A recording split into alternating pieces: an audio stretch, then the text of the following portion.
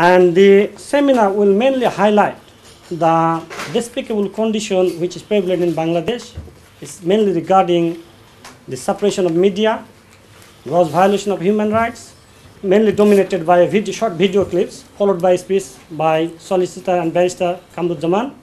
And the second part will mainly be dominated by the other distinguished barristers who will deliver their speech.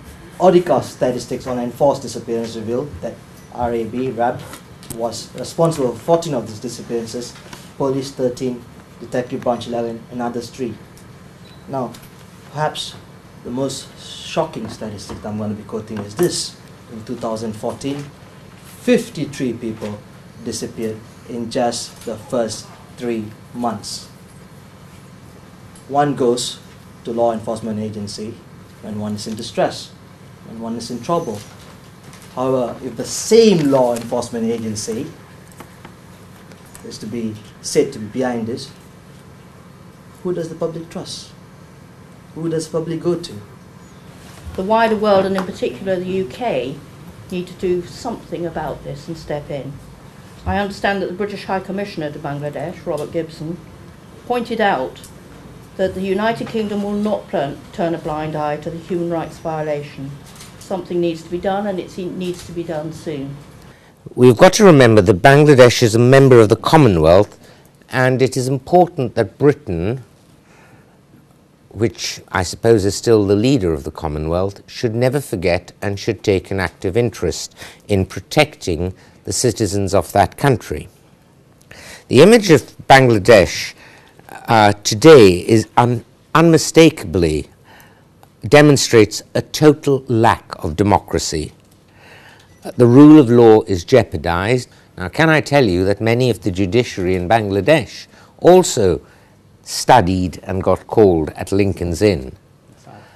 And those people, some of them, are now part of the regime, puppet lawyers, puppet judges. Mr. Robert Gibson, the British High Commissioner, who's been mentioned by Anne Howes, actually said the United Kingdom will not turn a blind eye to countries' claim to have an established rule of law but lacked independent judiciary as well as accountability and transparency in order to prevent abuse of power, state power. He also recently stated that he asked British citizens who visit that country to be very cautious when travelling in that country. Move along to is the January 2014 election. In that election, 300 of the 300 seats, 154, that's the majority, were elected uncontested. Nobody stood against them, nobody dared. Interestingly, no opposition party took part in that election. The electorate were really deprived of their democratic right to elect representatives. But there always has to be a facade in these countries of democracy.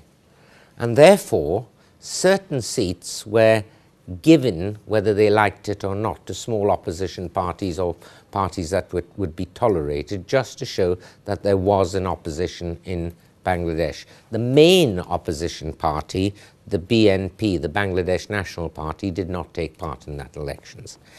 But an ex-president, President Ershad, was actually elected to a seat without his knowledge. He was in prison at the time.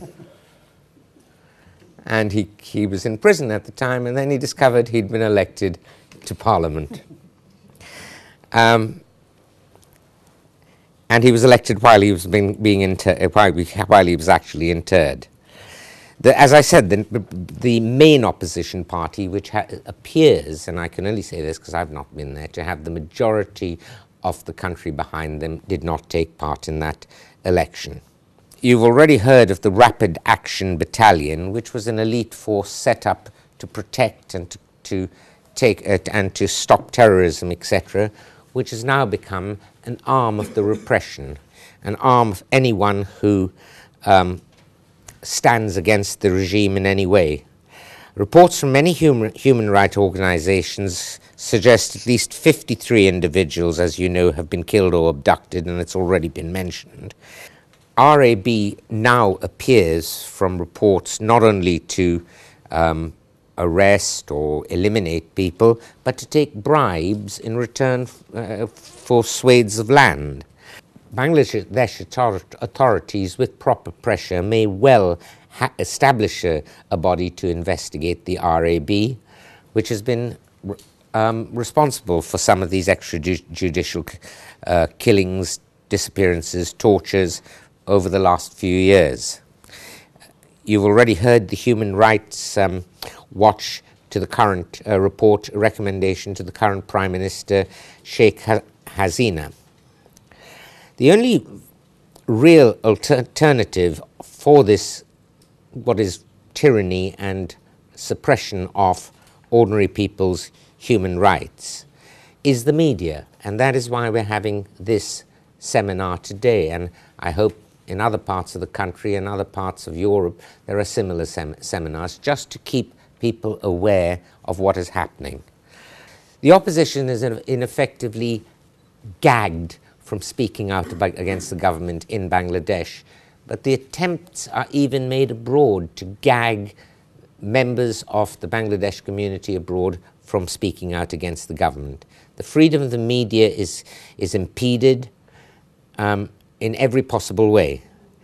The most unfortunate, and I come back to those people who are, of course, from Lincoln's Inn, is the allegation of the presumption of impartiality on a judicial system. The judicial system has been politicized and is now totally biased and appears to be just a tool, a voice of the government.